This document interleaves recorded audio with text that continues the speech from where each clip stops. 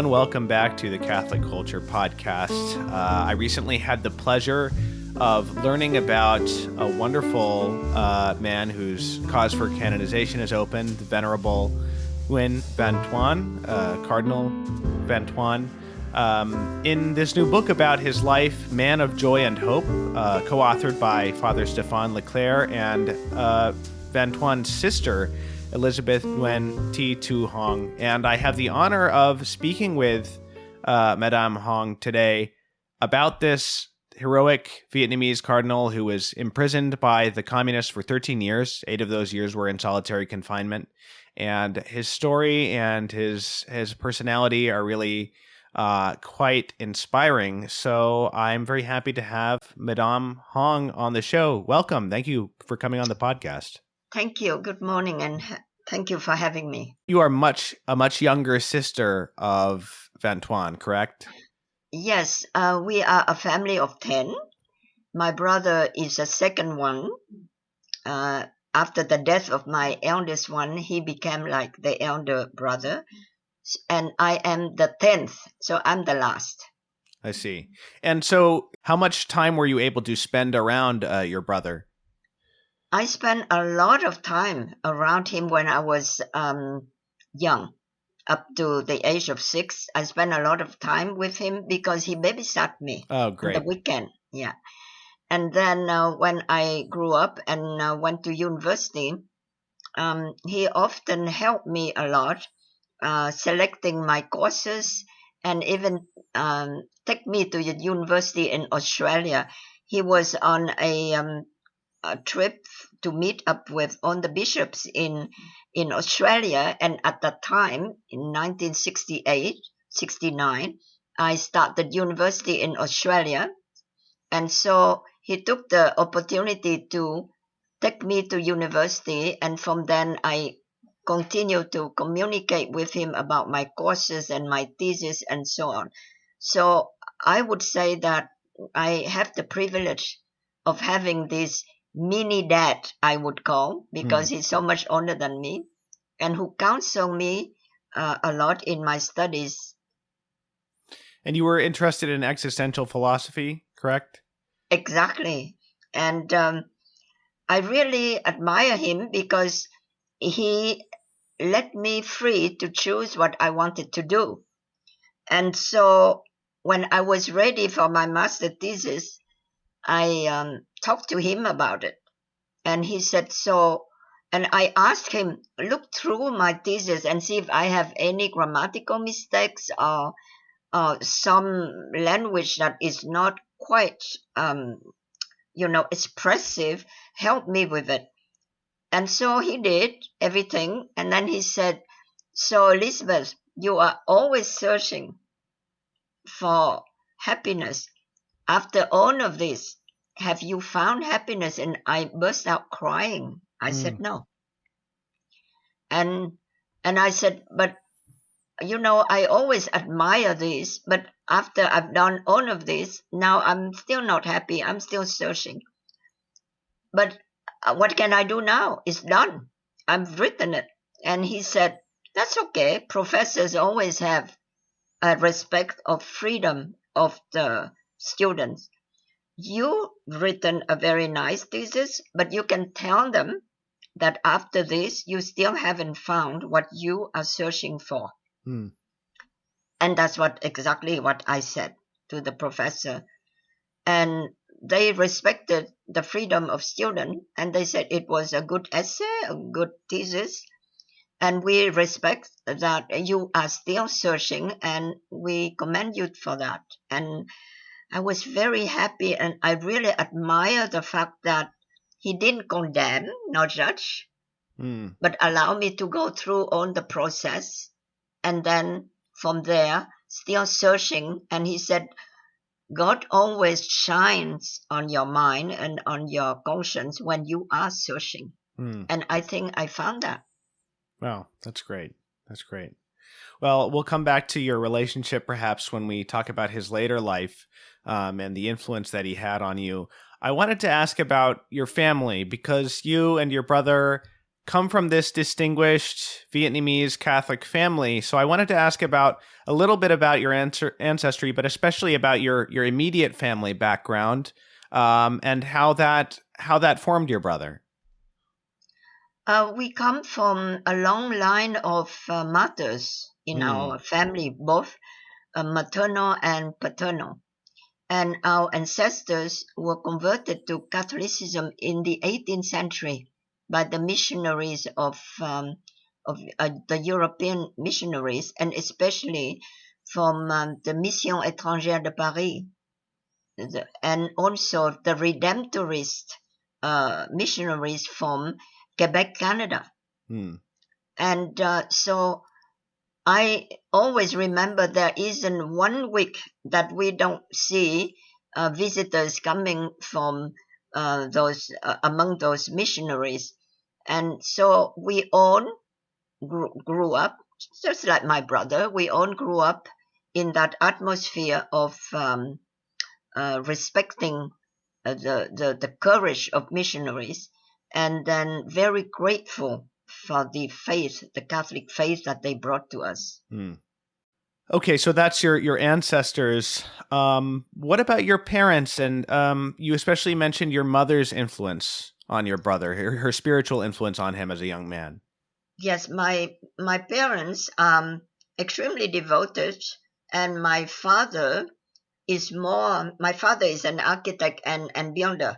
So then he's more involved in the church in the matter of business and building. So my grandfather and my father really built Catholic churches, Catholic school, Catholic convents. But it is my mother who really has that spirituality of forgiveness, of love, and of maintaining the faith in the family. And so it is her who will wake up every morning, 5 o'clock in the morning, and will wake us up and take all of us to church daily. And it is her who would also later on teaching us how to respect those days in Vietnam, there are a lot of beggars sitting along the steps into the cathedral, so that people who go to church will be giving money to them. And it is her, I remember, who taught us never to throw a coin into their hat, but always go close to it and say good morning, greet them, and give them into their hand, because that is Jesus in the poor. And that really impressed us a lot. And one day, my brother would say, "Mom, how come you know the names of all of these beggars along the street?" And she said, "Because I asked them." Francis, you have to ask them. There is a dialogue between us and them too. It's not just because you give money. And so my mother has always fostered in us that spirit of the human dignity and of respect. And every night before going to bed, no matter how busy she is, she will all sit down after the family prayer in our chapel. Our house has a chapel. So we all have family prayer, but my mother would sit at the end of that and would read us on the story of the saints.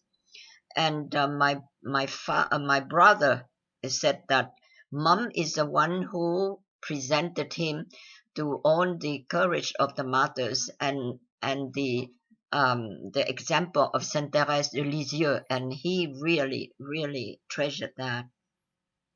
So Saint Therese was a big influence on him. Yeah. Great. And Saint John Vianney too. Great. So that's interesting. So there's this kind of this French spirituality that comes into Vietnam then? Oh yes, because most of the missionaries who came to our city in Hue, I think in Hanoi is different in the north, would be different congregation, but in our center of Vietnam in Hue is mostly the Mission Étrangère de Paris and then the Redemptorists from Quebec, Canada. And so there is that French culture as well as the French language, and that entered into our life at a very young age. Okay. Now, were your parents happy when he decided to become a priest? It's mixed emotions, because when he decided to go to seminary, it was during the Indochina war zone at that time. And so the minor seminary in those days in Vietnam, we have minor seminary for people up to high school. And then major seminary is people from high school into university. So my brother, at the age of 13, he has to go into the minor seminary, and that Lyon seminary is run by mostly missionaries from Paris. And it was in the north of Vietnam, north of Hue, and it was an area where it's a lot of turmoil between the anti-French colonizers and the government. So the anti-French colonizers regarded our Catholic faith as something brought over by colonizers. So therefore, they will attack churches, they attack seminaries. And so you ask me how they felt. They very grateful for the calling of God, but they are at the same time very worried about his safety, especially my grandmother, who my mother said that my grandmother really spoils Francis rotten.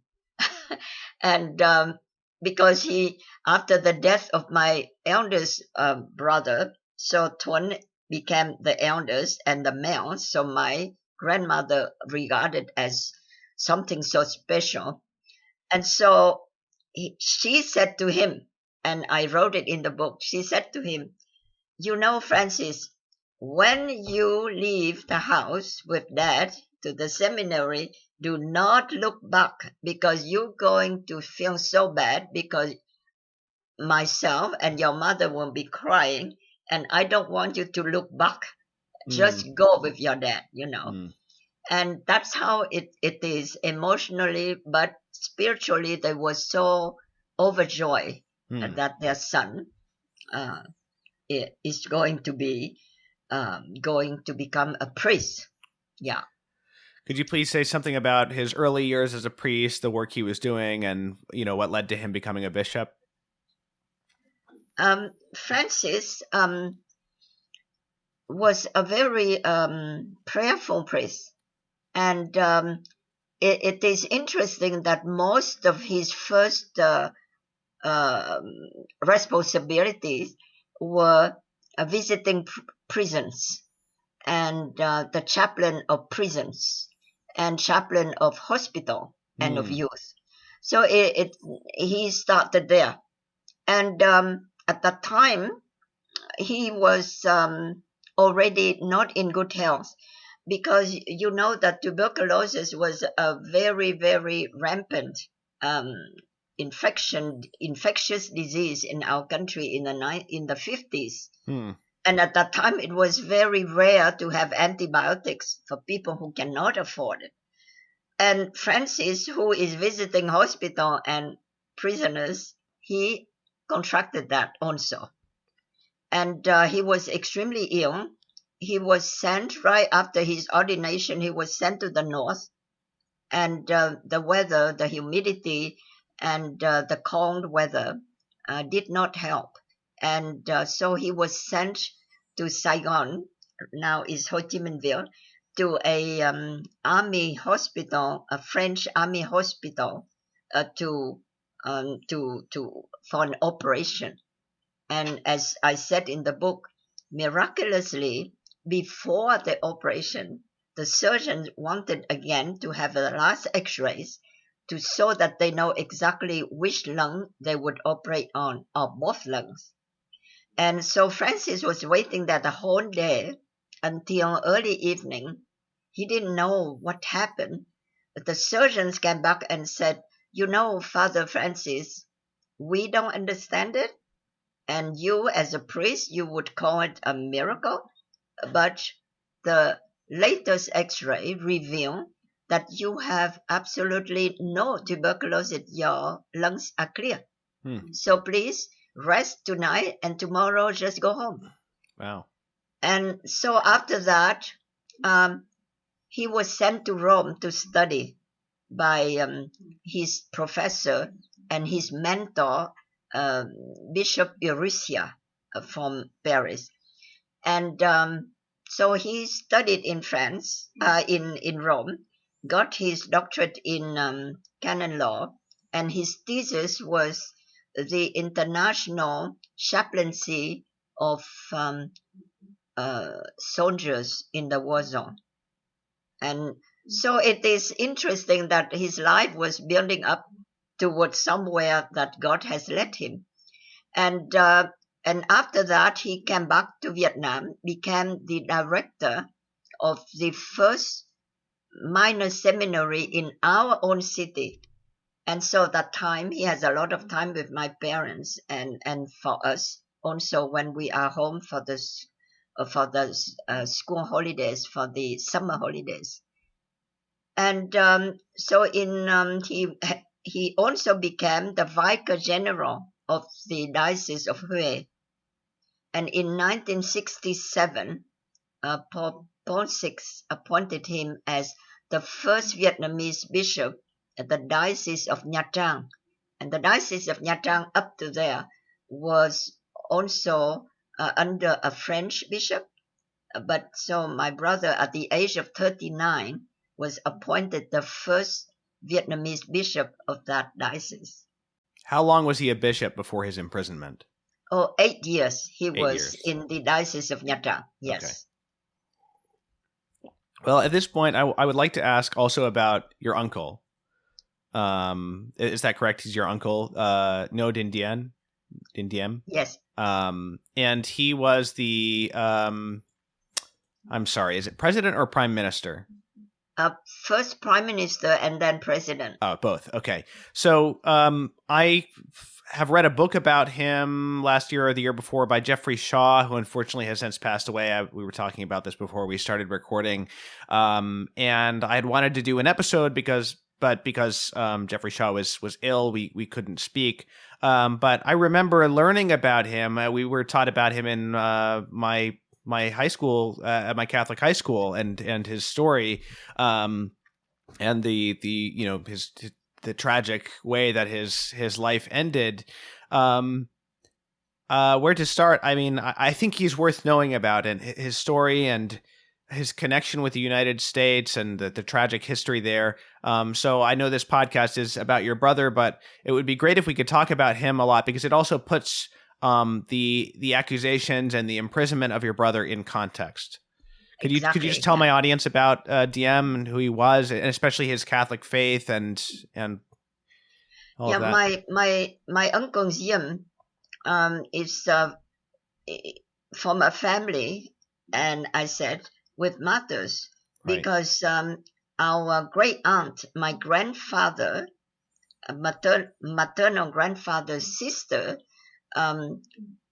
was in a church completely burned down in the north by the movement called the pro-emperor movement against the French. But my great aunt, because of her young body, she was underneath all the other dead body, and she survived and escaped and described that event when the church was completely burned down. And so most of the siblings of my uncle were also in that very strong faith and very energized by the courage of the ancestors. My uncle Diem was a very, very religious man. I remember, because as a young person, we always see him, and we didn't know that he already had a tendency, the desire to become a Benedictine. We never knew that. He always took us for a long walk to the Benedictine convent near our house. It's about 15 kilometers. And he would love to chat with all those Benedictine monks and fathers, and then will show us all the scenery and the calmness and the serenity of that area. And we didn't know that he already had that desire. And so he was a nationalist, but different from Ho Chi Minh. Nationalist in the sense that more peaceful. And him and Nguyen, the very communist general, and Ho Chi Minh were formed at the same time from the same school. They went to the same high school. Wow. And they talk to each other. They have very mutual respect towards each other as far as nationalism is concerned. But it's just that each one has a different way of exerting that, nationalist love. And so he was hunted down by them also because they didn't want to kill him. The communists didn't want to kill him, but wanted to convert him and for him to join them. So he was hunted down and by them and by the French government because he wanted freedom and want the French to give back independence to our country. And so he left Vietnam in 1950, asking the government to give him the exit visa, with the reason that it is the Jubilee year, so he would like to go to assist the Jubilee celebration in Rome. So he left. And during that time, he also passed by New York, New Jersey, where he was with the Maryknoll fathers for some time.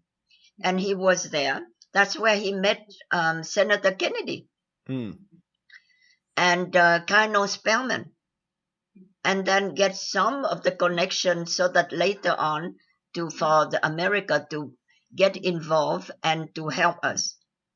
And after that, he also went to Japan to look for nationalists in Japan, hiding in Japan. And then after that, he went to Europe trying to talk to our Emperor Bao Dai, because Bao Dai and him were also in speaking term to get something done for Vietnam. And Bao Dai was at that time in exile in Europe. And on the way to Europe, he passed by the famous Benedictine convent, Abbey, in Bruges, in Belgium. And he asked them if he could become an oblate. So a few years back, 2 years ago, it was my many trips to Bruges. And I went there and read all of the record on him at the Abbey and all the letters, correspondence between him and the Abbey, even after he became president. And that is why we were wondering all the time, why can't you sleep on a normal bed like us? Why do you always sleep on a wooden bed, even in the president's palace? And why is it that you don't eat good food like us? And why is it that you always restricting yourself to certain kind of diet? And we hated to eat with him because it was poor diet. And it's only later on that we learn that he has become an oblate, a Benedictine oblate. And when I went there the first time, but I went there many times, and the Abbey superior father said to us that yes, we can lead you into the library. You can read all about his correspondence. And it was at that time that I know that my uncle was really being a politician and an Benedictine oblate. At times, it's so much of challenges for him to make a certain decision. And I know that he has been described as a despot, a person that did all kinds of atrocity in Vietnam and all that. But I think it was totally wrong. And it is later years, I think history will rewrite the history of Vietnam because it's only been, not so long ago. And history always takes time to rewrite story. And besides Jeffrey Shaw, you also have Mark Moyer. You heard of him, right? No, Mark I don't think Moyer so. is professor in history in, I think, in D.C., Washington, D.C. And he wrote a very nice book too about Vietnam War and about the story of Ngo Dinh Diem. And if you ever have time, you can even interview him. He's still a professor in history and very specialized in Vietnam War in Washington, D.C. Yeah. And with all of these historians coming out now, you can see a lot of stories that were completely false about my uncle being anti-Buddhist, be discriminating about religious and so on. And all of those, and the media has played a very strong role leading to the assassination and atrocity of my uncle. And so there were figures in the State Department who worked against him. Is that basically it? That's right. And with the last ambassador at that time, it was Henry Cabot Lodge, and he didn't help either. But it didn't help either that some of our Vietnamese general was so corrupt and so eager to get, a few thousand each and got paid at the time to do the job. But they all regretted later. And they wrote on many accounts on Vietnamese newspaper, before their death that they regretted it. One of them, I think, I'm hoping he's still alive, but one of them 2 years ago in a nursing home in San Jose has converted to Catholic. Oh, great. Yeah. So your uncle, two of your uncles, right? Yes. They were killed together. New is the name of the other? And Ngo Dinh Diem and Ngo Dinh Nhu. Right. And this I had known that this happened on All Souls Day. Is that right? Yes. Yeah. And but I think something new that I learned from this book, and just for people to know, most of the book is a combination of narration from you and I guess historical context and other research given by Father Stéphane Leclerc. But then there's also several appendices about Vietnamese history, about your family background, about Diem, and it's all very helpful. If people want to read more, I would recommend Jeffrey Shaw's book, The Lost Mandate of Heaven. That's right. But one thing I learned from this book, I don't remember if it was in Shaw's book or not, was that Diem had taken, as a Benedictine, had taken the religious name of Saint Odilo of Cluny, who, if I'm remembering correctly, he was the reason that feast was instituted. Is that right? The All Souls. Odilo is the feast day of the All Souls Day. Yeah. So he was the driving force behind getting that feast instituted, if I remember correctly. Yeah. Yeah. And so it was very providential that your brother...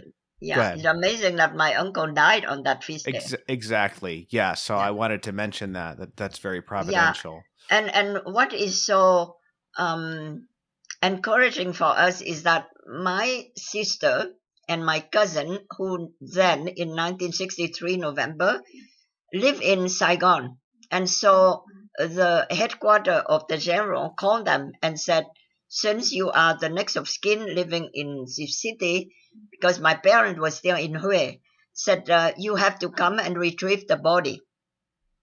And so when my sister and my cousin came to retrieve the body, my sister called my mom and said, Mom, I really don't know whether it's really the two uncles because they under the heat of the sun and the body is, blown up and a little deformed and blood everywhere. So how do I know that it is really them? And so my mother said, Bernadette, your uncle would always carry a opaque looking rosary in his pocket, always. And your other uncle knew he always have the prayer of the Holy Cross to prepare for a holy death.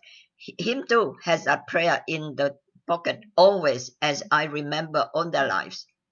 So search, just try to move one of those shirts away from the blood and go inside and see if there is that two items.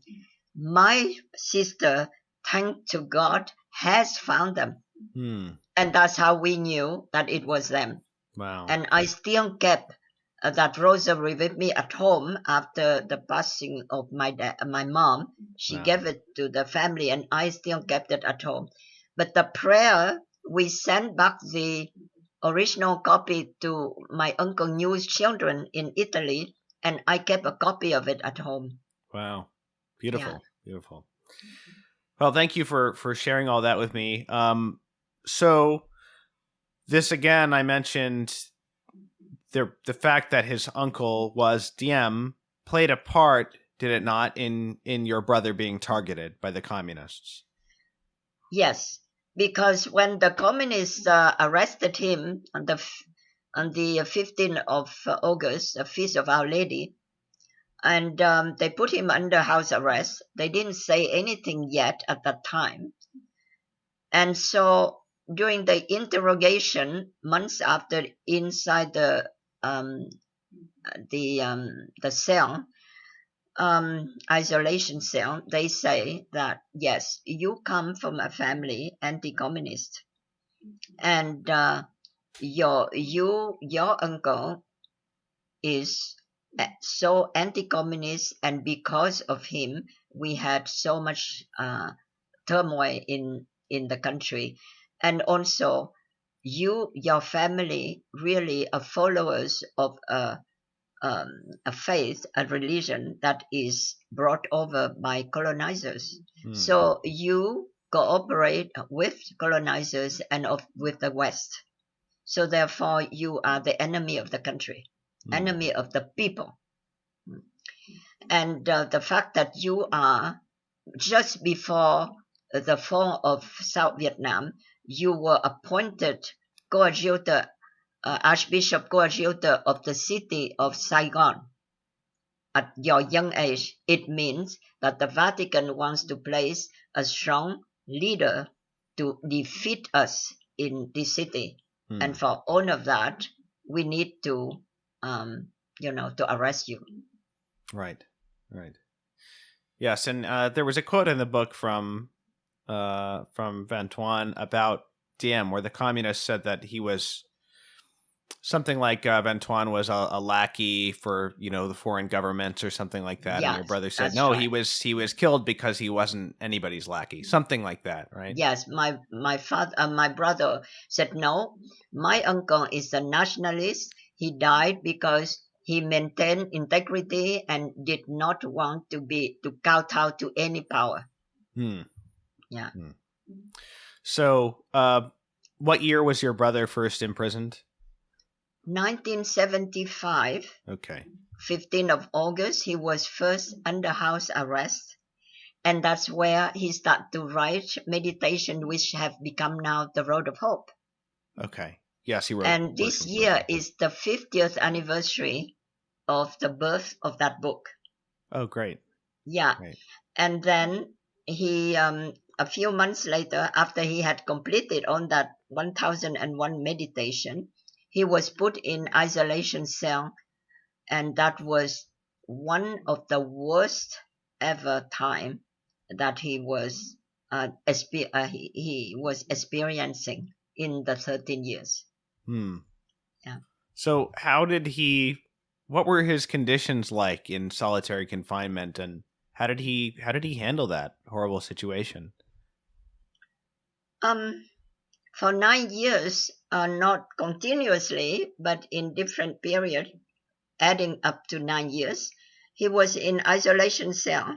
And the first time in 1976, that was the worst time. And he said that was the time when he really thought that he no longer can do anything more, and he really collapsed on the floor, taken for dead. And he said to God, really, I can't take any more, and I'm so frustrated, I am revolting. And during that time, that was the time when a voice came to him and said, is it God that you are following, or is it the work of God? So right now, God wants you to be in here, and He will be with you. He will be always walking ahead of you. And and you are still very rich and very strong. Don't think that you are in desperate situation, because you still have the love of God. And I think after that first episode of isolation cell, he was more ready to accept. And that's when he was sent after that to the north in re-education camp in 1978, 77, to re-education camp. And then later on, during the other isolation period, he was less ill-treated physically, but much more psychologically, because he was always accompanied by policemen, and they were really spying on him. Nobody talked to him, and so on. But he somehow recuperated that strength, that God is with me and nothing can go wrong. And so slowly and slowly he was able to give that treasure that God say he has, which is the love of God, to his enemy, to all his guards. And Yes. the situation became more bearable. Right. I wanted to ask about an episode in which he really began to see God in his enemies, and namely this cleaning woman who would always come in and mistreat him. Can you tell us that story? Yeah, that story was in the first episode of isolation cell in 76. Yeah, he said that two priests in prison were accompanied into his cell, and then the lady showed them my brother, who was like collapsing on the ground, and he said, you see, that's your bishop. That's how you will become if you don't cooperate with us. He's gonna die soon. The two priests saw that, but miraculously my brother survived. And he said that in those days they give you all kinds of salty food, and when you're so hungry you just have to eat. And after that you're so thirsty you have to drink. But they wouldn't let you out to relieve yourself. So then what can you do? But you have to dirty yourself. And so the cell is so small, so humid, and there is not many holes for the liquid or whatever that you relieve yourself and to escape yourself. So then your cell became an absolutely horrible, dirty, infected area. And the guard, a lady, would say, hose the cell down, hose him down, and said, you are a bishop, you call yourself a bishop, and you live like an animal. And he said day after day he felt so dehumanized and humiliated, angry. And he just said, God, I just want this hatred to get out of my soul. I cannot hate if I'm a Christian. Just help me. And so not long after, he said God will speak to him quietly in his soul and said, no, it is Jesus crucified in all of this evil. These are all the evil that are on the cross. That's the cross that he carried. So look at your enemies like the face of crucified God in them, because that's what God carried. Jesus carried on his shoulder.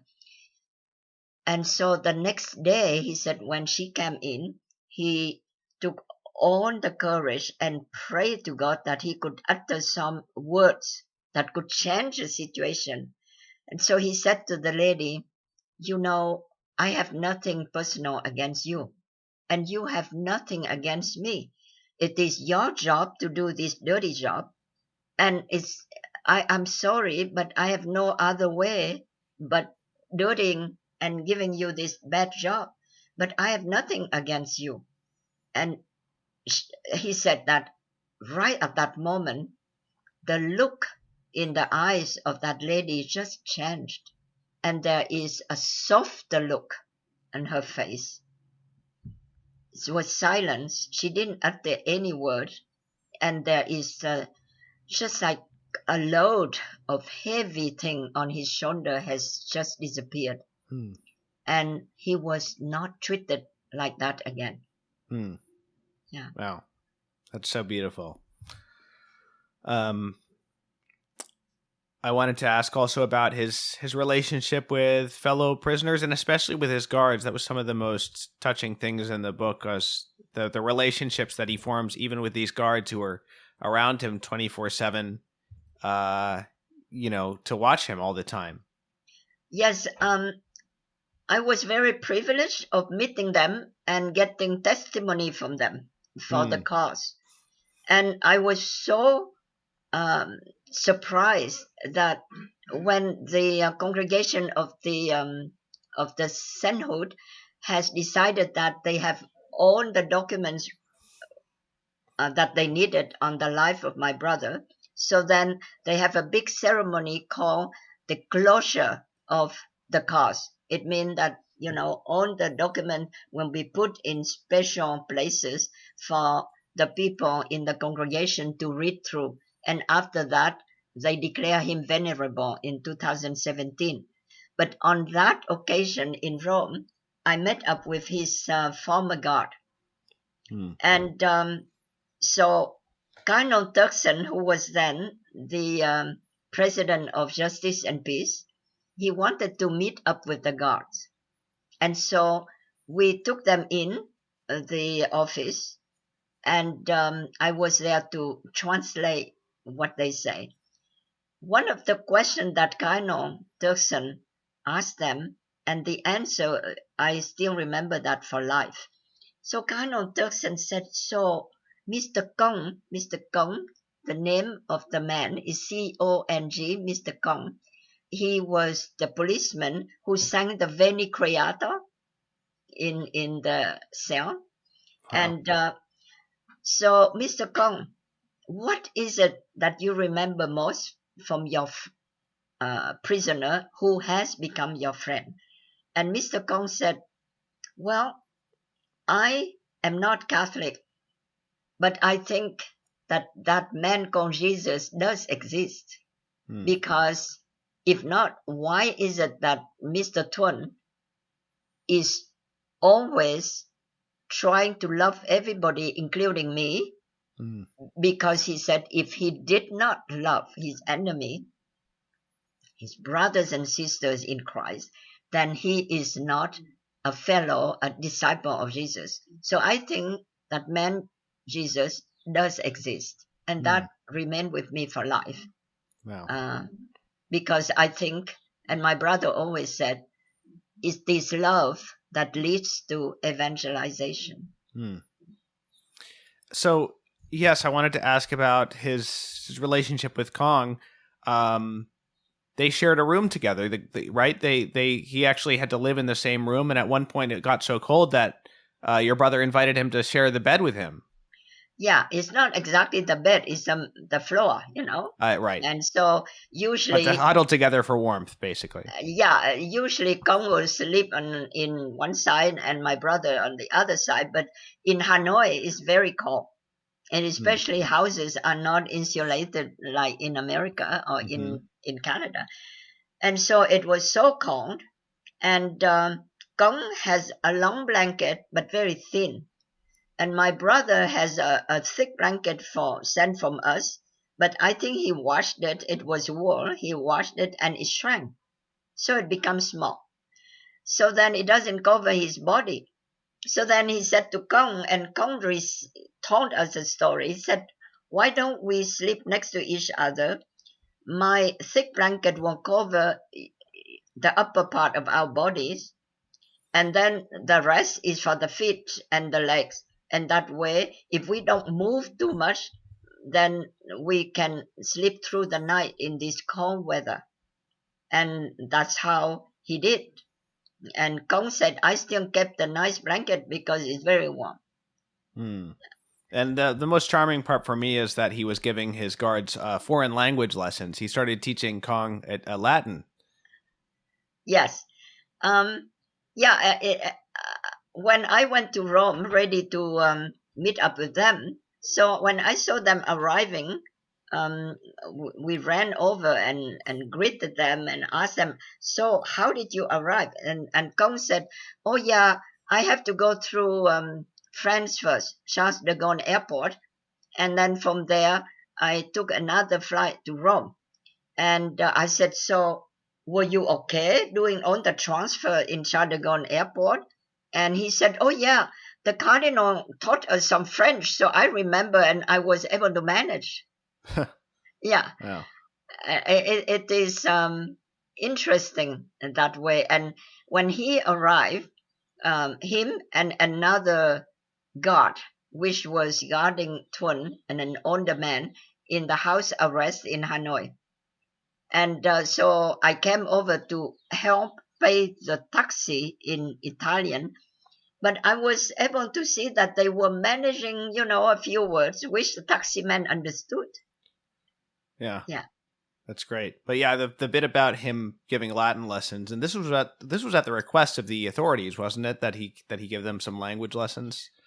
Well, at first, beside Mr. Kong, there is another high officer in the police department called Mr. Duc. And he was not able to come out to give a testimony because he has converted to Catholic. And not only that, he started to write article for Catholic Church. Wow. And Mr. Duc was a highly placed officer in the police department. And because he did so well, so the government said, you can request holiday or you can request something and we will grant it to you to thank you for your work. And he looked through the file and he said, well, I know that among all the prisoners there is one that is quite interesting, which is to Archbishop Thuan. And apparently he knows many languages.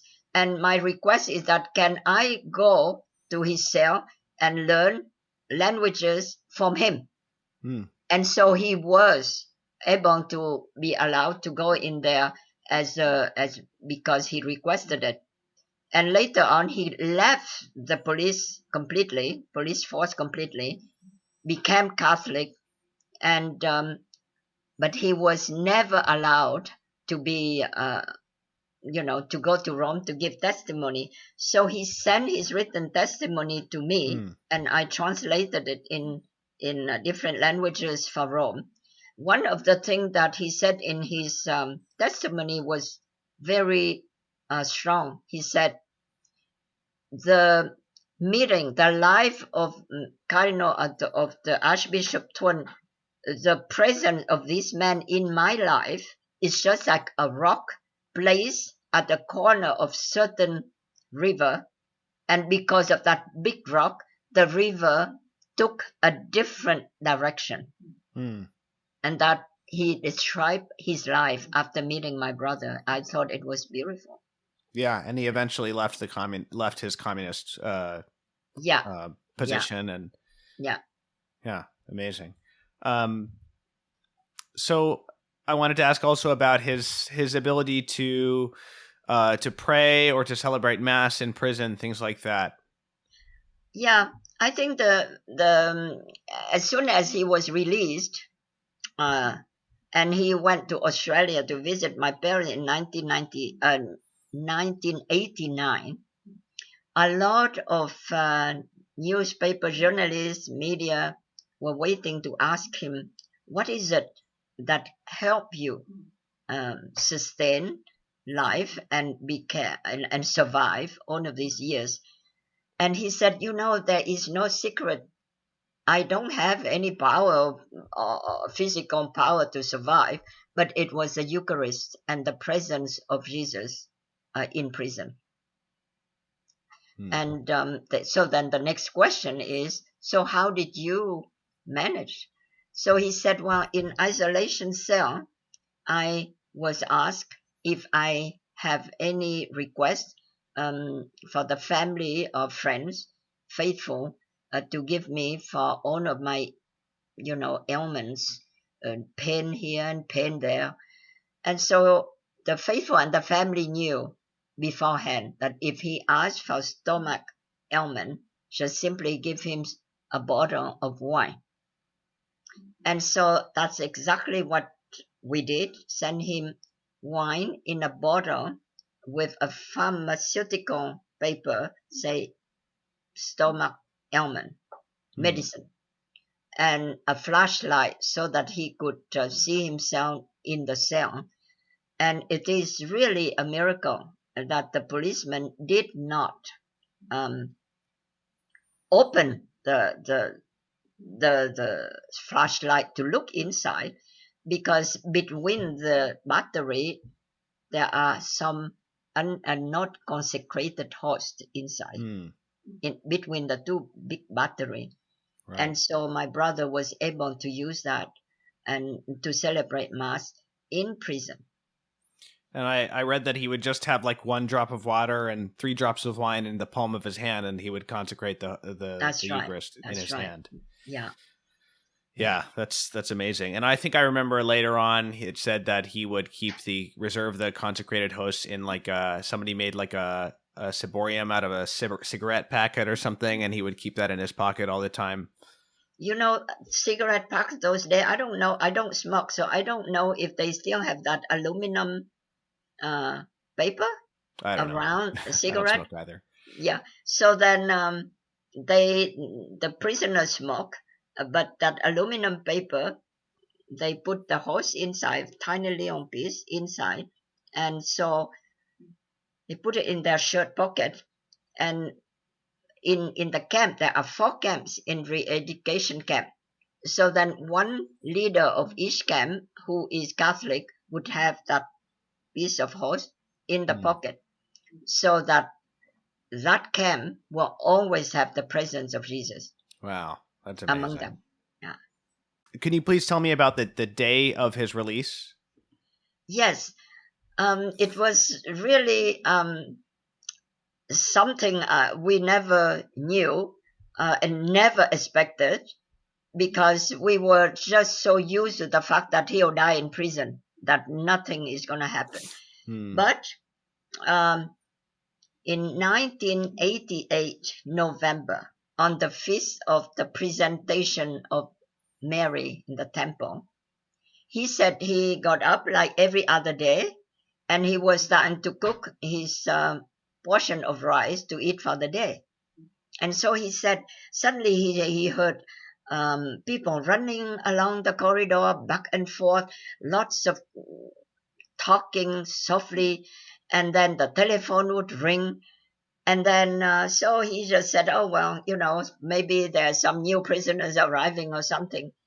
And the guard get in his cell and said, are you done eating or cooking? And he said, no, I'm just starting.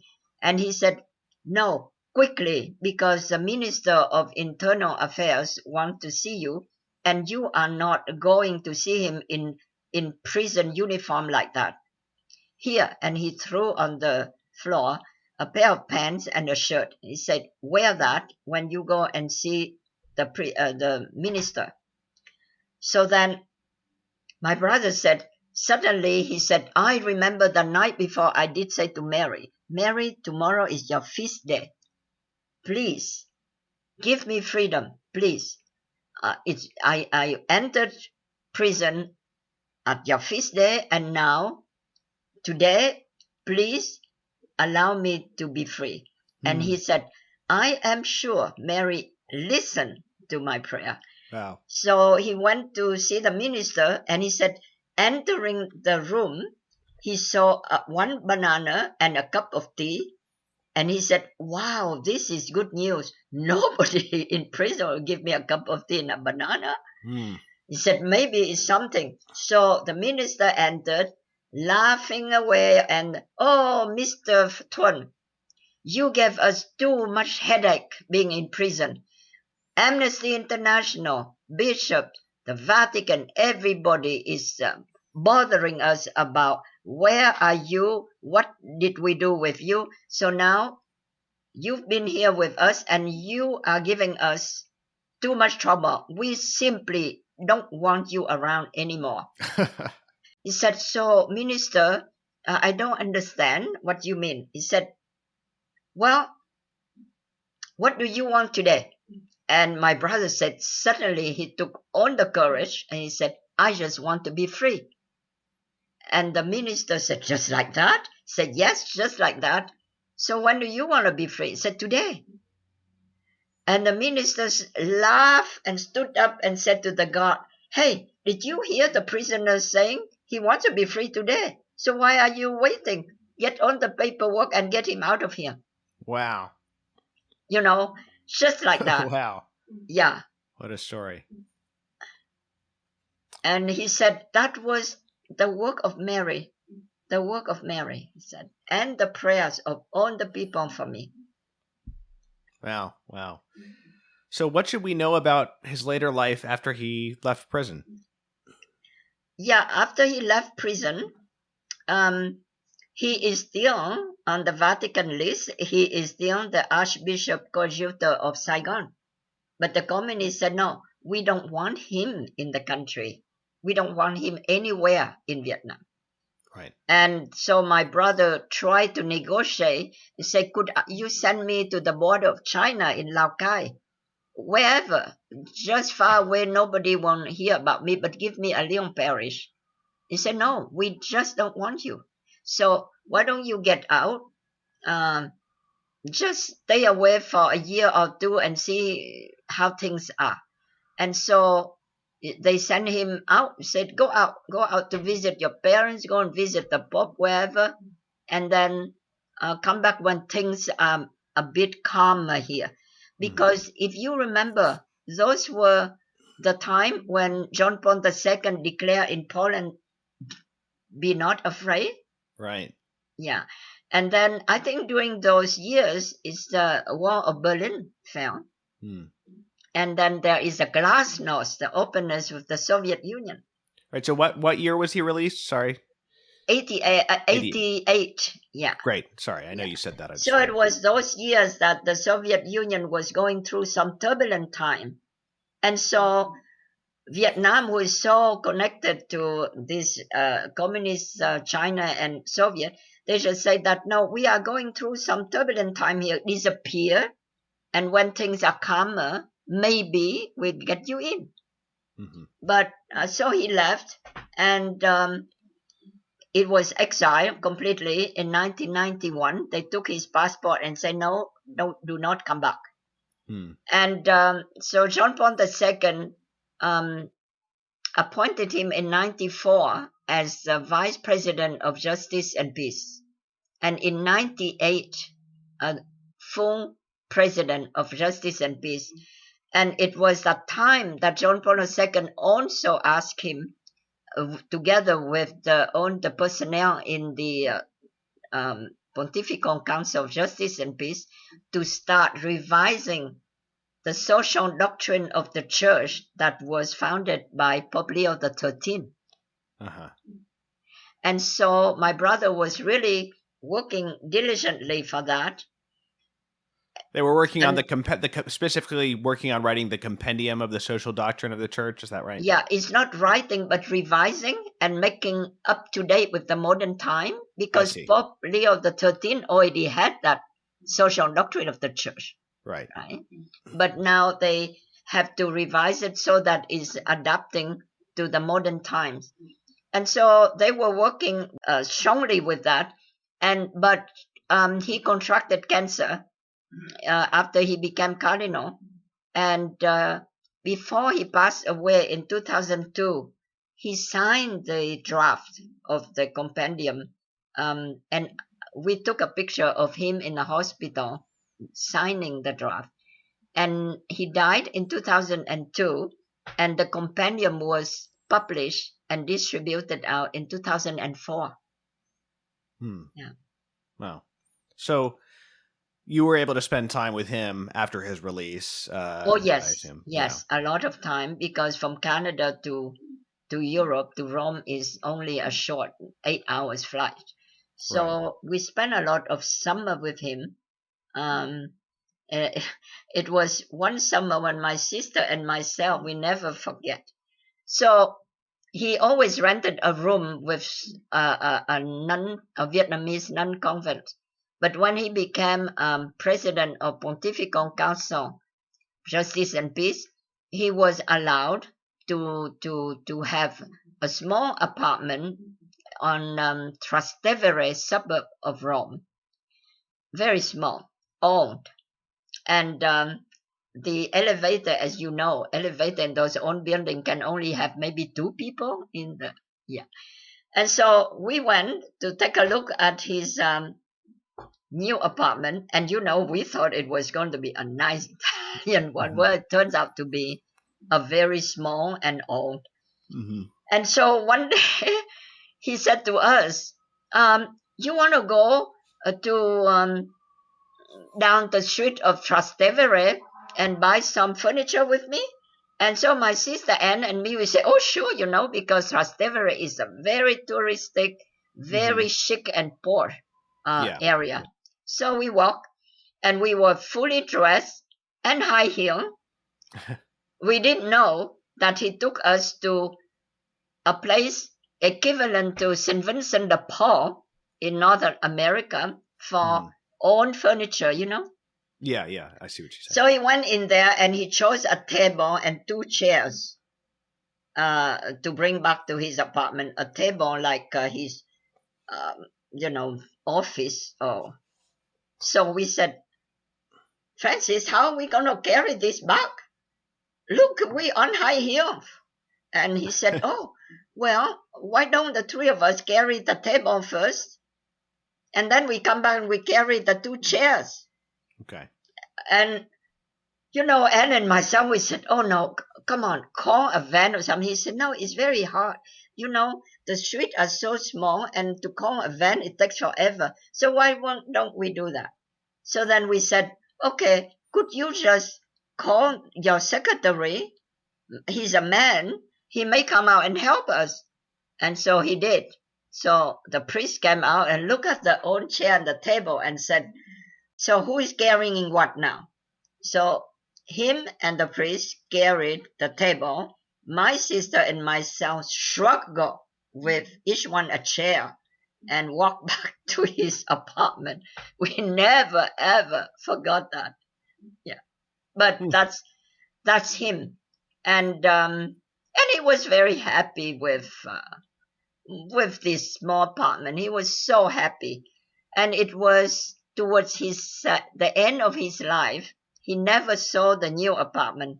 Later on, when he became cardinal, the Vatican said that there is a vacancy for a bigger apartment that he could move in.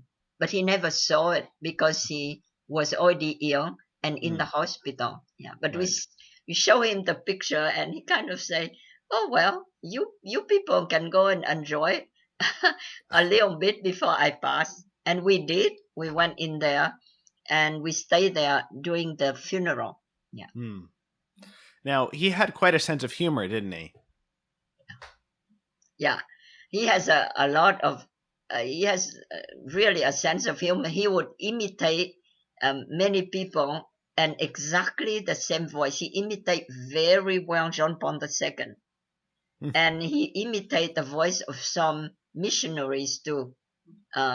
One day he imitated this Father LaRouche voice, this Redemptorist priest who always come to give confession to my grandmother. And so, and every time that this priest comes, my grandmother would make beautiful cookies and brioche, French brioche for him. She doesn't usually do that for us. So then my brother imitated his voice and said that he was coming the next day. And so my grandmother really worked that same evening to make all those brioche and get it all ready on table with nice tablecloth. Waited, Father LaRouche never came. So then my brother, in the evening after his work, came and said, so, Grandma, so did Father LaRouche come and enjoy your brioche? He said, I don't know what happened to him, but he never came. Oh, well, maybe, he was called out to some sick people in the hospital, so don't worry about it. We just enjoyed it. And I take a few back to his house. My grandmother never knew until until her death. So there was something in the book about how even when he was a Vatican at the vice president at the Council of Justice and Peace, he would prank call people in the middle of the night, pretending to be John Paul II or Cardinal Sedano. I know he does that a lot, prank call, and and people really thought that it was John Paul II calling them to ask them for a dinner or something, And then when they said, "Oh, Your Holiness, is it possible to know where we can have that dinner?" And then my brother would say, "The Pontifical Council of Justice and Peace," and laugh as though they knew. That's very funny. Yeah. Right. Well, so what's the status of? Do you know what the status of things are? He's venerable now. Is there any prospect of him being beatified anytime soon? Lots of people ask me that question. I'm sorry, I can't tell you. But with program like yours, podcasts, people will get to know more and then would pray for intercession. And it is only through prayer for his intercession for our needs that miracles will happen, right? And so the more people pray, and I'm really asking to listeners, to viewers, to please pray through his intercession, because we need a miracle. Madame Hong, can you say any final words about how your brother influenced you in your faith, especially perhaps later in his life after his release? I think the main message that I keep from my life and my spiritual faith is that being baptized, we are called to be evangelizers. And it is only through love that leads to evangelizing. And we can be evangelizers and apostles in any walk of life. I'm a grandmother. I can do that with my grandchildren. You, as a podcaster, you are an evangelizer. And in any walk of life, whether we are all in a nursing home or a young teacher or a custodian or a guardian of prison, we have the ability of bring the good news to everywhere, just like he did in all of those days when he never had a diocese or a parish. And that is the message that I would like everybody to know and to be grateful that we can be evangelizer at any time and any place we are placed by God. Yeah, thank you. Yeah, well, there's something that strikes me in having this conversation and on your family history is that, you have these martyrs in your ancestry, and that has continued to bear fruit, down the generations in your family. And so it makes me think about how it is really worth making the effort and doing one's best to become a saint, because that can affect not only you and the people around you, but it can affect people you will never even meet for many generations. And there may still be more saints in your family because of the blood that those martyrs shed, or even if you're not a martyr, whatever heroic virtue that you work towards, it really is worth it and can change the world for generations to come. That's right. And you never knew that the work of the early missionaries now carried through generations, decades, centuries after, the work that they have done in our country. Even during the communist years and everything, the faith remained and the Catholic Church remained in Vietnam. And for that, I think we need to put all of that effort to support missionaries and the work that we can do as missionary. Great. Well, Madame Hong, thank you so much for coming on the podcast. Thank you so much for having me. Thank you. Great. Thank you very much. Everybody, again, the book, Cardinal Nguyen van Thuan, Man of Joy and Hope, from Ignatius Press. And I will link to that in the description for this episode so you can buy it. Thanks, everybody, for listening, and I will see you next time.